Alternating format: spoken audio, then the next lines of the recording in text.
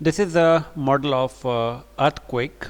You can see the land houses, and to create the earthquake vibration, we have fixed here a motor attached with some heavy weight, and that basically vibrates this cardboard model, which creates some vibration, and the whole of the system on the cardboard plate that represent the earth that starts vibrating.